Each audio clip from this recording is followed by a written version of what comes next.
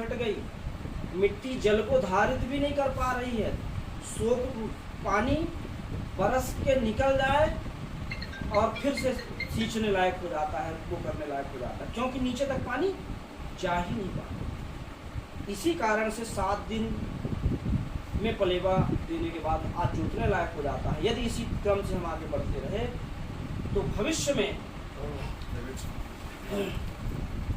भविष्य में स्थिति कहाँ पहुँचने वाली है? यदि 7 दिन तक पानी रोक पाती है धरती, भविष्य में क्या होगा? 3 दिन रोकेगी, 2 दिन रोकेगी, 1 दिन रोकेगी, और फिर जब लगातार आप पानी देंगे तो खेती होगी, नहीं तो मिट्टी बंजर हो चुकी होगी और आगे आने वाली पीढ़ी को उससे कुछ मिलने वाला नहीं, खत्म हो चुका होगा सब कुछ। इसके और दुष्परिणाम हम बताते हैं। इस तरह की खेती करने से और क्या प्रभाव पड़े? क्योंकि जब मिट्टी में कोई पोषक तत्व तो नहीं रह गए, मिट्टी में कुछ नहीं रह गया, तो उसका भविष्य कैसे हो, क्या हो गया? मिट्टी में 16 पोषक तत्व पाए जाते हैं, आज मिट्टी में पोषक तत्व तो नहीं, तो 4 है, वो भी कंटेंट्स गड़बड़ाए हुए। अब उन पोषक तत्वों को बैक करने के लिए हमने क्या कोई उपाय किया? तो पोषक तत्व, अब वही अनाज, अब जब पोषक तत्व नहीं है मिट्टी में, तो ये बताइए जो पौधे हैं वो अपने पोषक तत्व कहाँ से लेते हैं? मिट्टी से लेते हैं कि नहीं लेते? मिट्टी में ही नहीं है, इसीलिए पौधे कमजोर होते हैं और उनमें रोग लगने की माने इम्यूनिटी पावर उनका खत्म हो गया। अब खत्म हो गया तो रोग से बचाने के लिए हम क्या करते हैं? अब रोगनाशक डालते हैं, रोग खत्म हो जाए, डालते नहीं डालते? कीट जहाँ बहुत ज़्यादा मात्रा में इफेक्टिव हो जाते हैं तो कीटनाशक डालते हैं।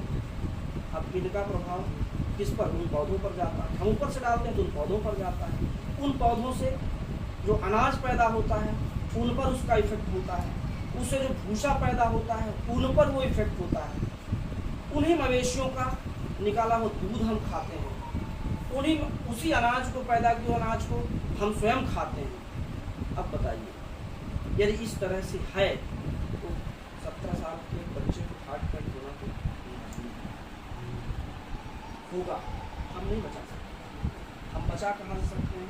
यदि हम खेती को बदलने का प्रयास करें। हम बदल सकते हैं लेकिन कभी उस पर विचार ही नहीं। हम आधाधुंध माने अपने उत्पादन के चक्कर में हम अंधे हो चुके हैं, हमें अपना जीवन नहीं दिखता।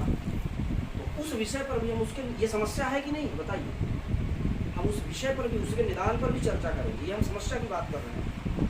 तो अब बताइए यदि ऐसी समस्या है अपने सामने और इसका कोई निदान हो तो उस निदान पे जाना चाहिए कि नहीं जाना चाहिए? या साहब मुंह थोड़ा बोलिए, जाना चाहिए कि नहीं जाना चाहिए? तो उस समस्या का निदान जानना चाहते हैं आप लोग?